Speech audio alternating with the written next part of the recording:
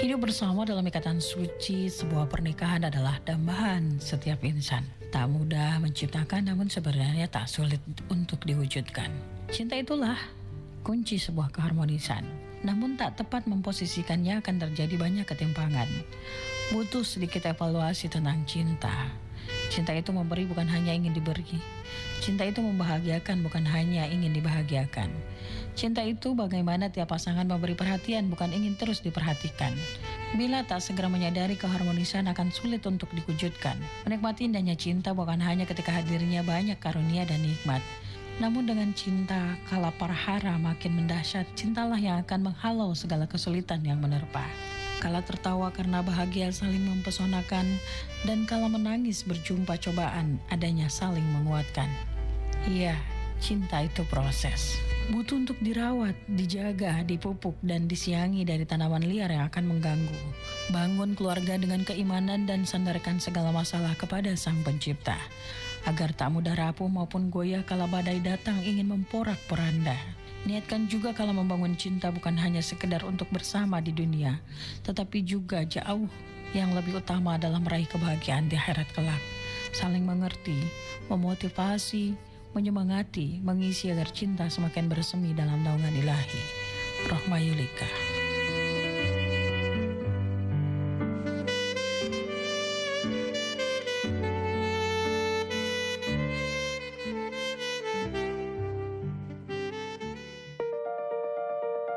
Saatnya kita ikuti Mutiara Pagi dari Pro 1 RRI Sintang, kanal informasi dan inspirasi.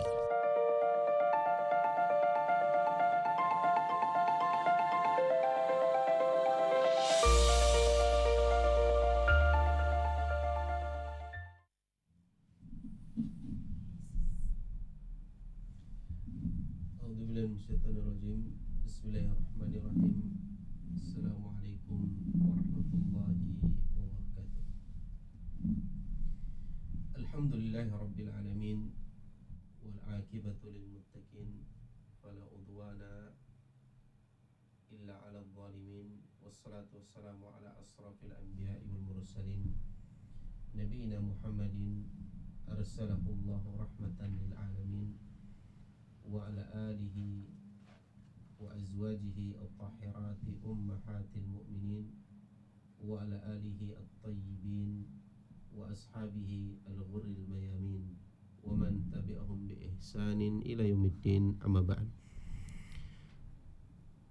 Allahumma inna nas'aluka ilman nafi'a wa rizqan tayyiba wa amalan mutaqabbala. Allahumma zidna ilman wa imanan wa fikhan wa yakinan. Allahumma anfa'na bima 'allamtana wa 'allimna ma yanfa'una wa zidna ilma. Allahumma inna na'udzubika min ilmin la yanfa' wa min qalbin la yakhsha' wa min nafsin la tashba' wa min da'watin la yustajabu laha. Allahumma ati nufusana taqwaha wa zakkiha anta khairu man zakkaha anta waliyuha wa maulaha. Kaum muslimin, para pendengar rahimani wa rahimakumullah jami'an.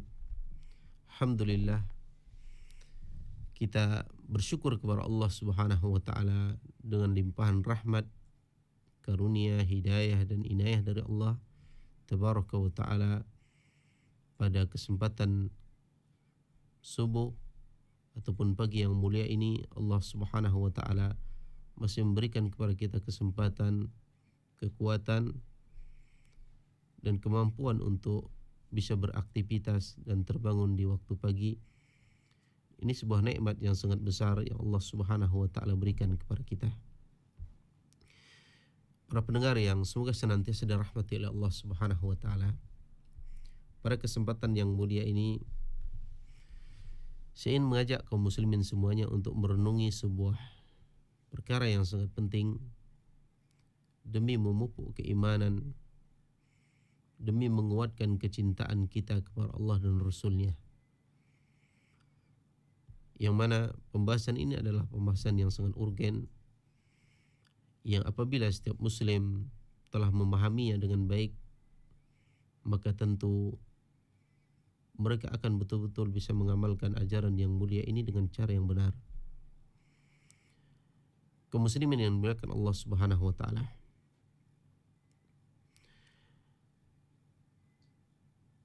Perkara ini adalah salah satu faktor yang diharapkan dapat menambah kualitas cinta seorang muslim kepada Rasulullah sallallahu alaihi wasallam,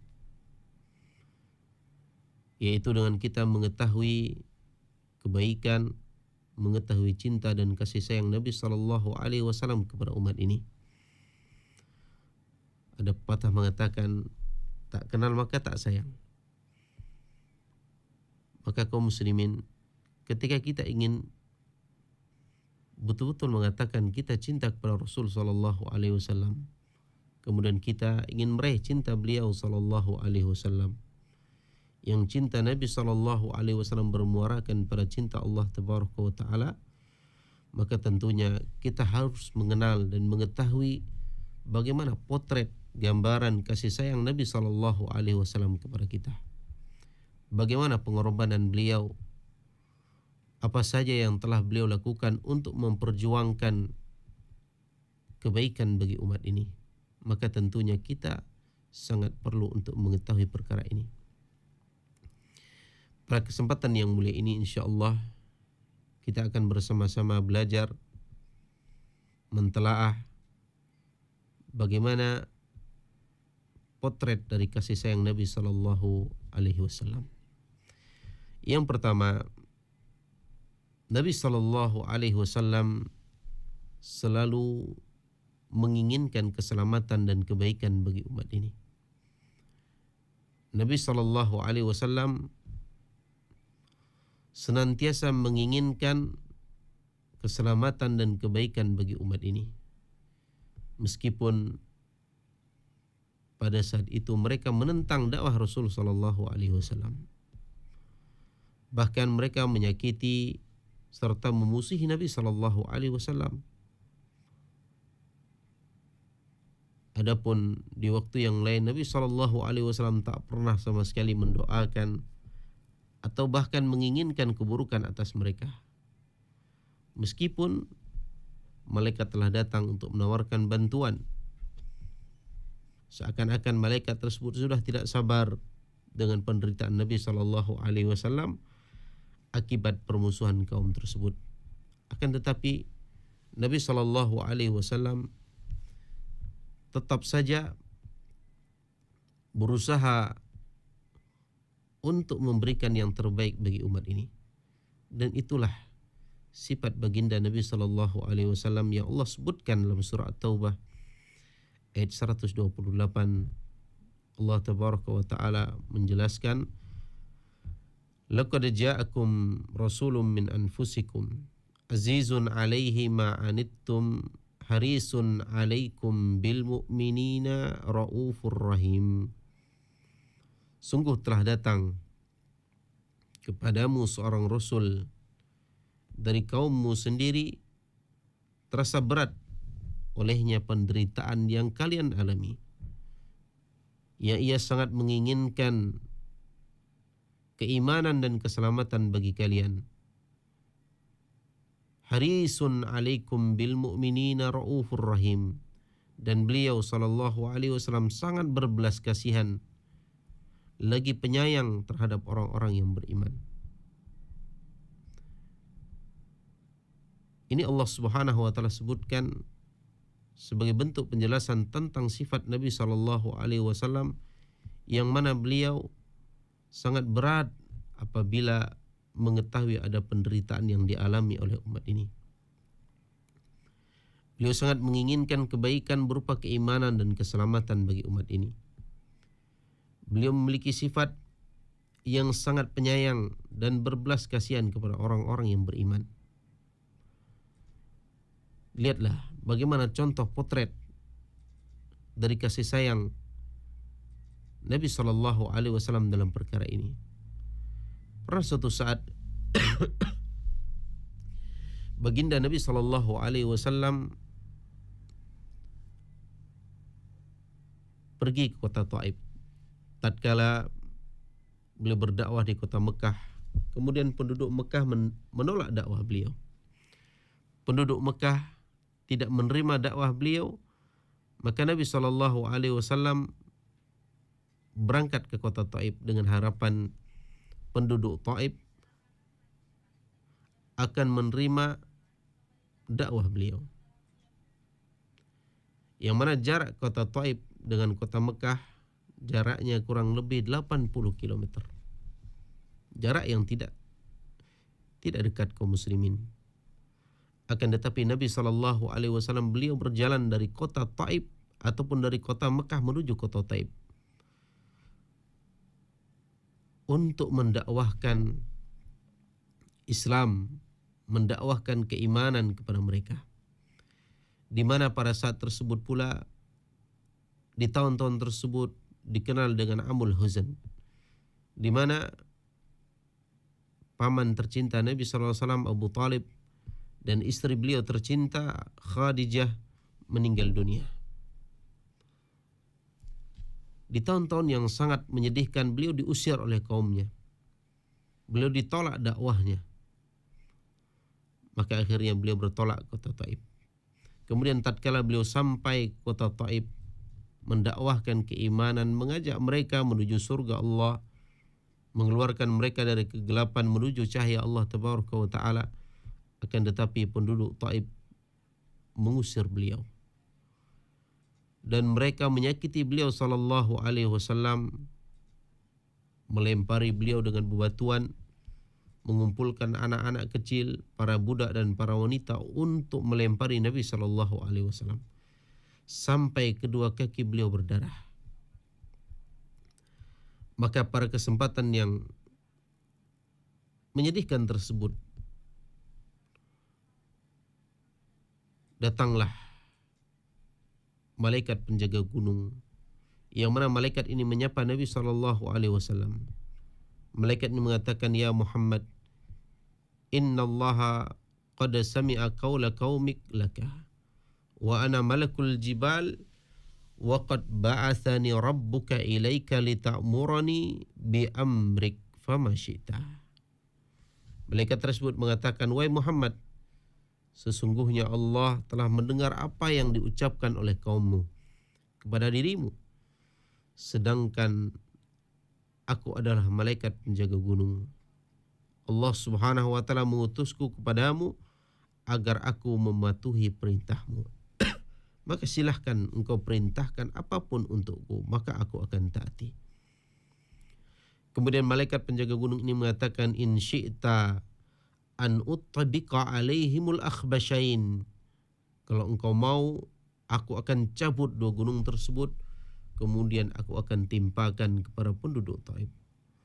Faqala lahu Rasulullah sallallahu alaihi wasallam, maka Nabi sallallahu alaihi wasallam mengatakan, "Bal arju ay yukhrijallahu min aslabihim man ya'budullaha wahda la yusyriku bihi syai'."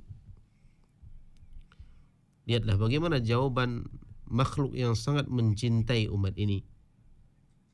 Beliau mengatakan, "Janganlah engkau timpakan gunung tersebut kepada mereka. Justru aku berharap suatu saat Allah Subhanahu wa Ta'ala akan mengeluarkan dari keturunan mereka generasi yang menyembah Allah Subhanahu wa Ta'ala dan tidak menyekutukannya." Hadis ini kaum muslimin memaparkan bagaimana besarnya kasih sayang dan cinta Nabi SAW kepada umat ini, sampai kepada kaum yang menzaliminya, mengusirnya, bahkan melukainya. Rasa kasih sayang beliau ini mendorong beliau untuk menolak penawaran malaikat berupa menjatuhkan ataupun menimpakan gunung kepada penduduk Taif. Bahkan justru beliau mengharapkan dan mendoakan kebaikan bagi penduduk Taif. Dan berapa banyak Nabi SAW mendoakan kepada umat ini, Allahumma hdi qaumi fa innahum la ya'lamun. Ya Allah, berikanlah petunjuk kepada kaumku, sesungguhnya mereka tidak mengetahui. Itu doa yang dibacakan oleh Nabi SAW ketika kaumnya, ketika orang-orang kufar mereka memusuhi dakwah beliau. Maka beliau tidak kemudian mendoakan keburukan kepada mereka. Akan tetapi beliau mendoakan hidayah kepada mereka. Pada kesempatan yang lain Nabi SAW berdoa, Allahumma ghfir li qaumi fa innahum la ya'lamun. Ya Allah, ampunilah kaumku, sesungguhnya mereka tidak mengetahui.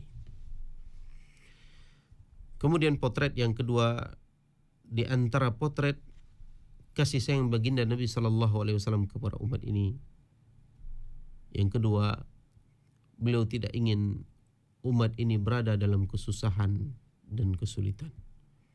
Beliau tidak menginginkan umat ini berada dalam keburukan, berada dalam kesedihan, berada dalam penderitaan, kesusahan dan kesulitan. Di antara bukti kasih sayang beliau ini, beliau tidak menginginkan untuk menyusahkan ataupun memberatkan umat ini dalam menjalankan syariat. Di antara contohnya, beliau berusaha untuk meringankan beberapa syariat. Tatkala beliau diberikan pilihan, di antara pilihan-pilihan yang ada, maka beliau senantiasa memilih pilihan yang ringan untuk dikerjakan oleh umat ini. Dan berapa banyak sabda Nabi SAW yang beliau katakan, laula an asyqa ala ummati, laula an asuqa ala ummati, seandainya tidak menyusahkan umatku, seandainya tidak menyusahkan umatku. Di antaranya beliau katakan, laula an asyqa ala ummati la amartuhum bisiwaki inda kulli salah wa la akhartu salatal isya'i ila thuluthil lail.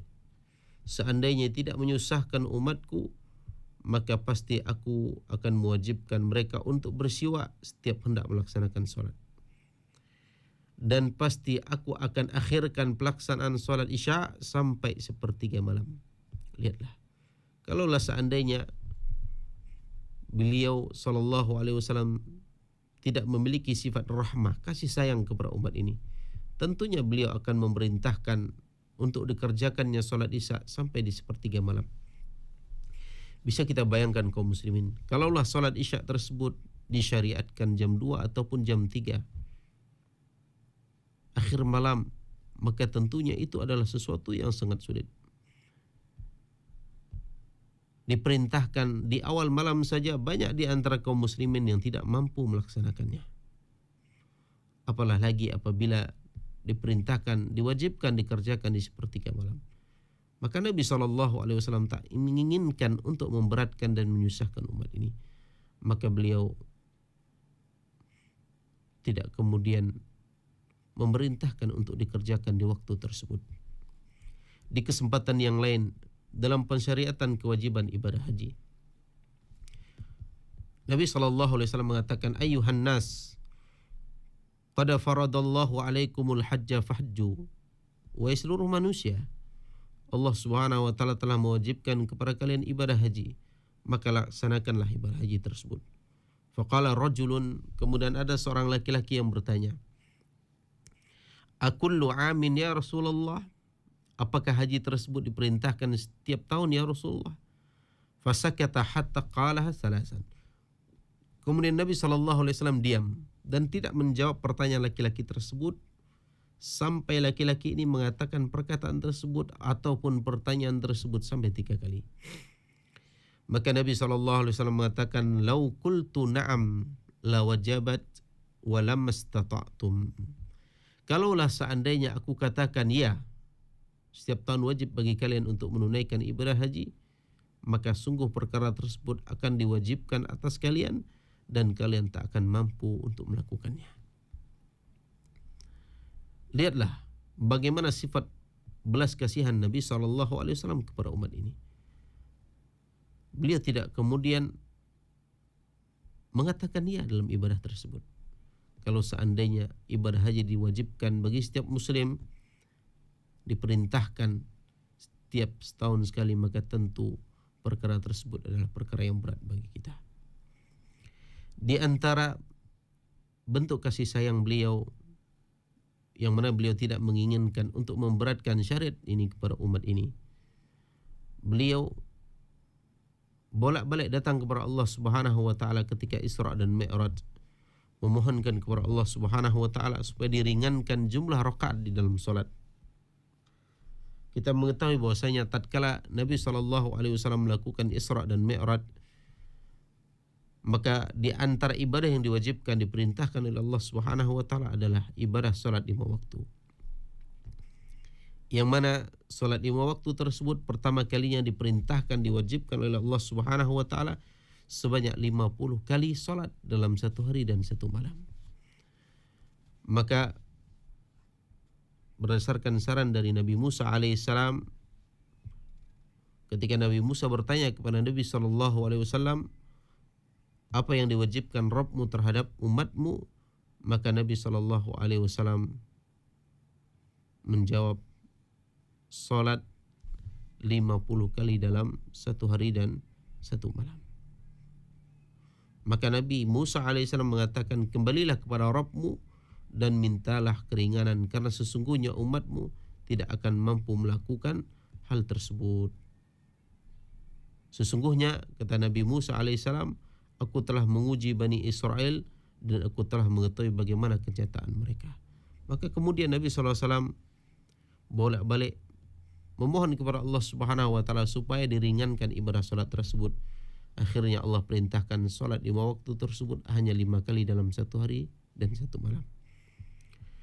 Kemudian Allah Subhanahu wa taala mengatakan kepada Nabi SAW, ya Muhammad, innahunna khamsu salawatin kulla yaumin wa lailah.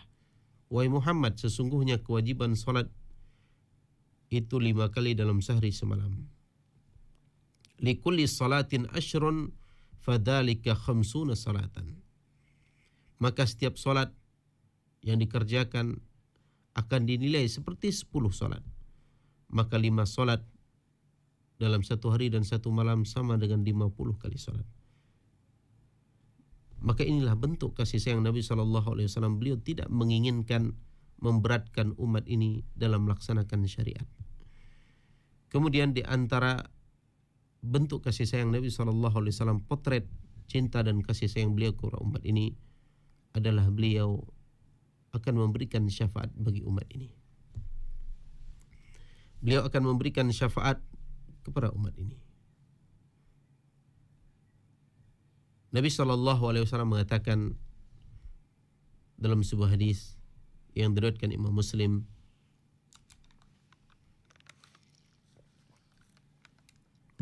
likulli nabiyyin da'watun mustajabatun fata'ajjala kullu nabiyyin da'watah.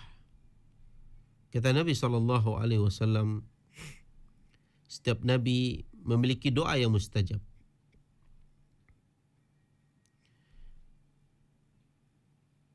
Fata'ajjala kullu nabiyyin da'watah. Maka setiap nabi menyegerakan doanya. Allah Subhanahu wa taala memberikan sebuah keutamaan, fadl kepada seluruh para nabi. Allah berikan kepada mereka satu dakwah, satu doa yang mustajab, yang apabila mereka berdoa, maka Allah segera akan mengabulkan doanya tersebut. Dan setiap nabi dan rasul sebelum Nabi SAW, mereka telah mengambil kesempatan berdoa kepada Allah Subhanahu wa taala, dan Allah Subhanahu wa taala telah mengabulkan doa mereka. Adapun Nabi SAW, beliau mengatakan, wa inni ikhtaba'tu da'wati syafa'atan li ummati. Dan sesungguhnya aku menyembunyikan doaku sebagai syafaat bagi umatku yaumal qiyamah, pada hari kiamat kelak. Fahiya na'ilatun insyaallah man mata min ummati la yusyriku billahi syai'a. Kata Nabi SAW, dan insyaallah syafaatku ini akan berlaku bagi barang siapa yang meninggal dunia dari umatku yang ia tidak menyekutukan Allah Subhanahu wa taala dengan sesuatu apapun. Maka tatkala seorang mukmin meninggal dunia dan ia tidak pernah menyekutukan Allah Subhanahu wa taala dalam kehidupannya, maka ia memiliki kesempatan untuk mendapatkan syafaat dari baginda Nabi sallallahu alaihi wasallam. Lihatlah bagaimana kehidupan Nabi SAW. Apakah beliau hidup dalam kekayaan? Apakah beliau hidup dalam kenyamanan? Ibunda kita Aisyah radhiyallahu taala anha sering mengabarkan bagaimana kehidupan rumah tangga Rasul sallallahu alaihi wasallam. Rumah tempat tinggal Nabi sallallahu alaihi wasallam sangat kecil, hanya berupa kamar, dan perabot rumah tangga Nabi sallallahu alaihi wasallam hanya terbuat dari tanah liat dan anyaman dari daun ataupun perpah kurma. Dan tatkala Nabi sallallahu alaihi wasallam tidur, seringkali di badan Nabi sallallahu alaihi wasallam ketika terbangun dari tidur berbekas dikarenakan bekas tikar di mana beliau sallallahu alaihi wasallam tidur. Padahal beliau adalah nabi, beliau adalah seorang rasul, beliau adalah seorang pemimpin dari umat ini. Akan tetapi beliau tidak memanfaatkan doanya yang mustajab untuk mendapatkan harta, untuk mendapatkan tahta, untuk mendapatkan apa yang beliau inginkan dari kenikmatan dunia. Tapi beliau simpan doanya tersebut nanti kelak di hari kiamat sebagai bentuk syafaat bagi umat ini. Ibunda kita Aisyah radhiyallahu taala anha pernah mengabarkan bahwasanya semenjak Nabi SAW beserta keluarganya mereka telah datang berhijrah dari kota Mekah kepada kota Madinah. Mereka berhijrah dari kota Mekah menuju kota Madinah. Ketika mereka telah menetap di kota Madinah, maka Aisyah mengatakan radhiyallahu taala anha, tak pernah lebih dari 3 hari dapurnya Nabi SAW berasap, karena tak ada gandum yang ditanam dan tak ada daging yang dipanggang. Berbeda jauh dengan kehidupan kita kaum muslimin, di mana kehidupan kita hari ini berapa banyak dan berapa sering kita membuang makanan. Berapa banyak kita kemudian memilih makanan di rumah, kemudian makanan tersebut basi dikarenakan tidak dimakan. Dan kita lihat bagaimana kehidupan kita hari ini semuanya serba ada. Fasilitas apapun ada di hadapan kita. Akan tetapi sulit bagi kita untuk menjadi hamba yang bersyukur. Lihatlah baginda Nabi SAW. Beliau salat sampai bengkak kedua kakinya. Sampai ibunda kita Aisyah radhiyallahu taala anha bertanya, "Ya Rasulullah, ataf'alu hadza?" Wahai Rasulullah, kenapa engkau lakukan ini? Kenapa engkau salat sampai kedua kakimu bengkak? Waqad ghafarallahu laka ma taqaddama min dhanbika wa ma ta'akhkhar. Padahal Allah Subhanahu wa taala telah mengampuni dosa-dosamu yang telah lalu dan yang telah lampau. Maka Nabi sallallahu alaihi wasallam mengatakan, "Afala akunu 'abdan syakura?"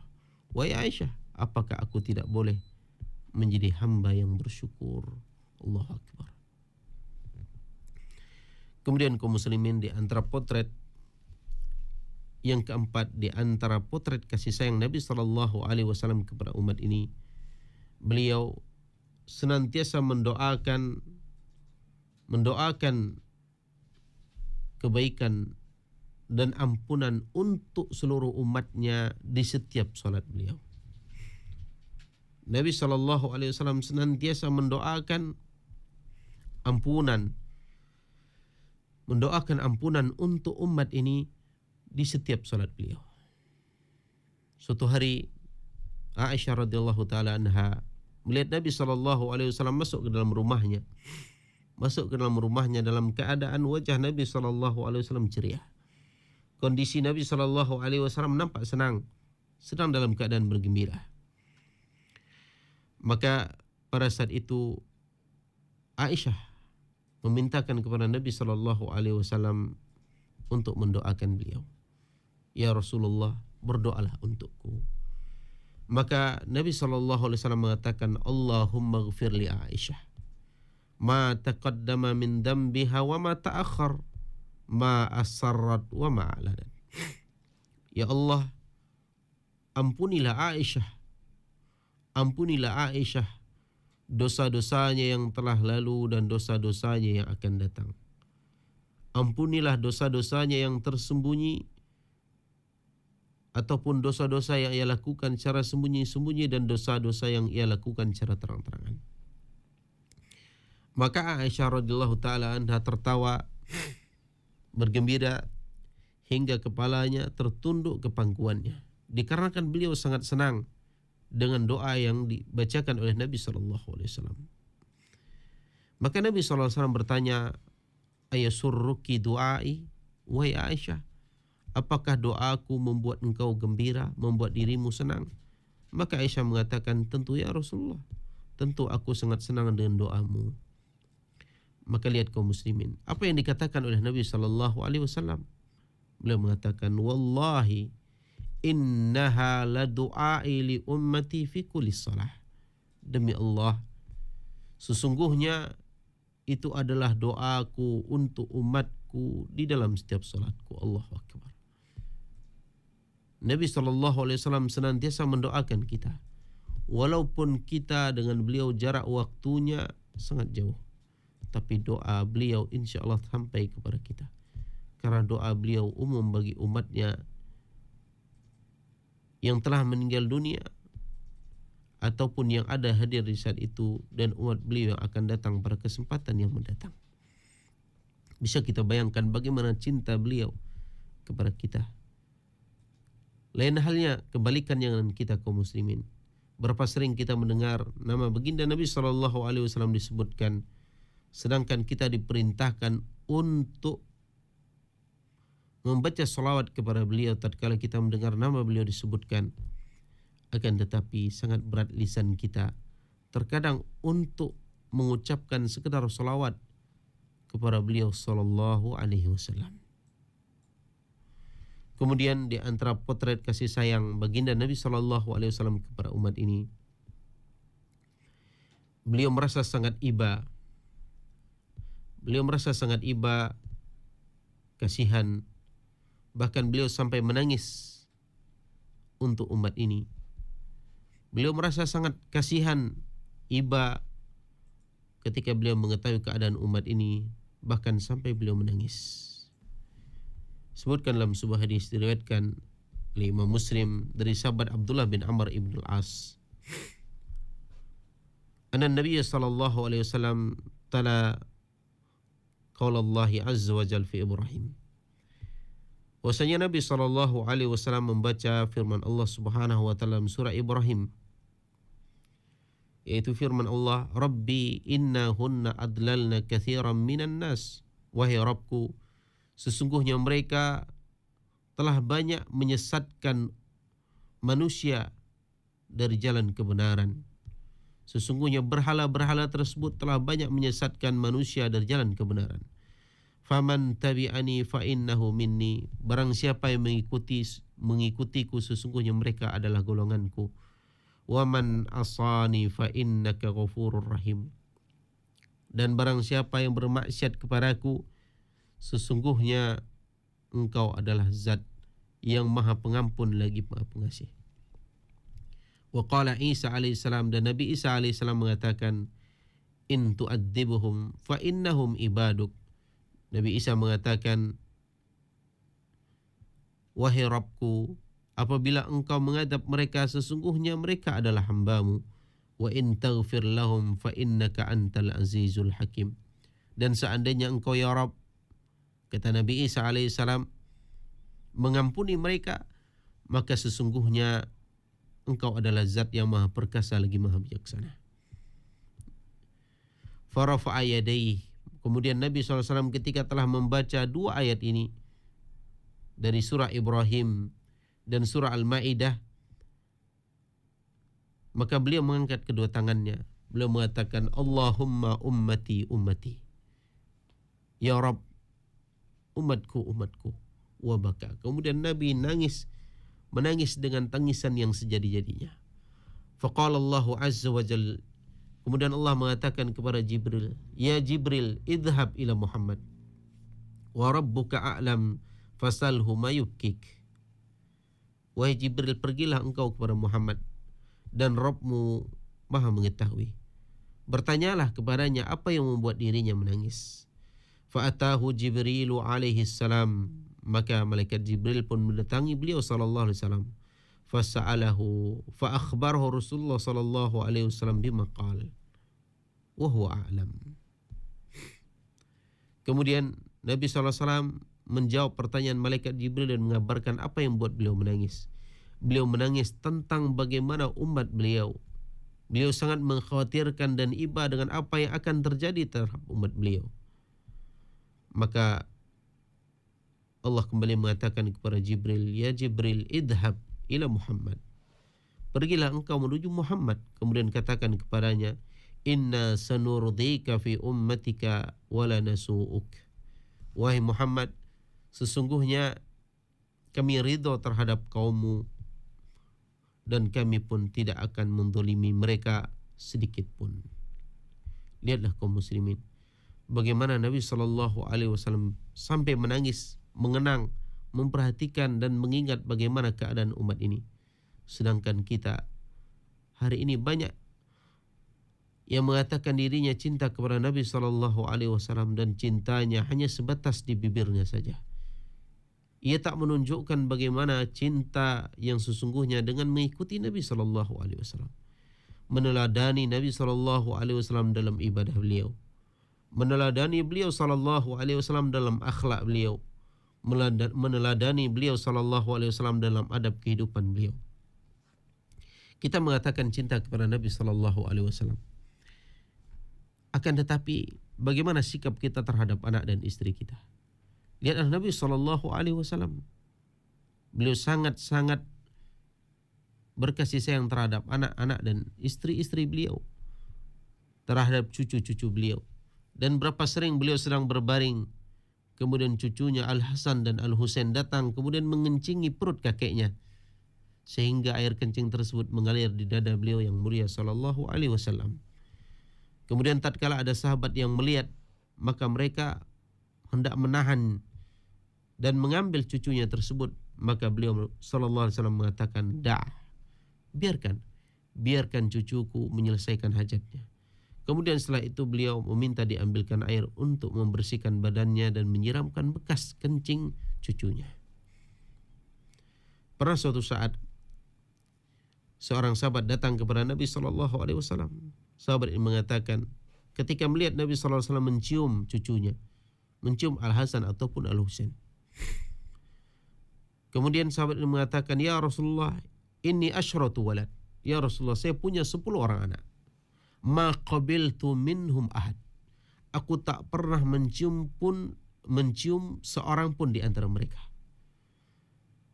Jadi sahabat ini tatkala melihat Nabi SAW mencium cucunya, ia merasa heran. Dia memiliki 10 orang anak, beliau tak pernah menciumnya satu kali pun, ataupun seorang pun. Maka Nabi SAW mengatakan, "Man la yarham la yurham." Barang siapa yang tidak menyayangi dan tak mencintai, maka ia tak akan pernah disayangi dan tak akan pernah dicintai. Maka lihatlah baginda Nabi SAW. Di rumahnya beliau membantu istri-istri beliau. Beliau membantu istrinya dalam urusan rumah tangganya. Bahkan beliau sering menjahit pakaiannya dengan sendiri dan tidak meminta bantuan kepada istri beliau. Begitulah keadaan Nabi SAW. Dan beliau sangat lemah lembut kepada istri beliau. Beliau tidak kemudian melayangkan tangannya untuk memukul, tak pernah mengeluarkan cacian dan makian dari lisannya terhadap istri-istri beliau. Maka seharusnya tatkala kita mengaku cinta kepada Nabi SAW, jadilah orang yang lemah lembut terhadap keluarga kita, terhadap anak kita, terhadap istri kita, terhadap tetangga kita. Di dalam bab tetangga Nabi SAW mengatakan, la yu'min man la yu'man jarahu bawa'iqah. Tidaklah sempurna keimanan seseorang tatkala ada tetangganya yang tidak merasa aman dari gangguannya.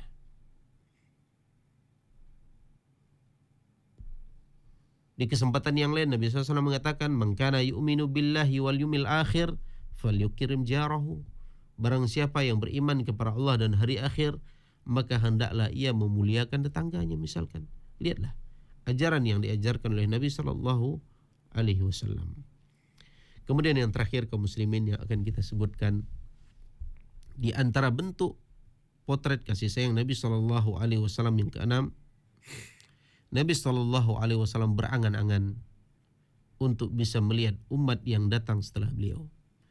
Beliau sangat ingin dan sangat rindu untuk melihat kita, melihat orang yang beriman kepada beliau SAW yang datang setelah beliau meninggal dunia. Suatu hari Nabi SAW mengatakan, wadittu anna qad ra'ayna ikhwanana. Dan beliau berulang-ulang kali mengatakan, wadittu anna qad ra'ayna ikhwanana.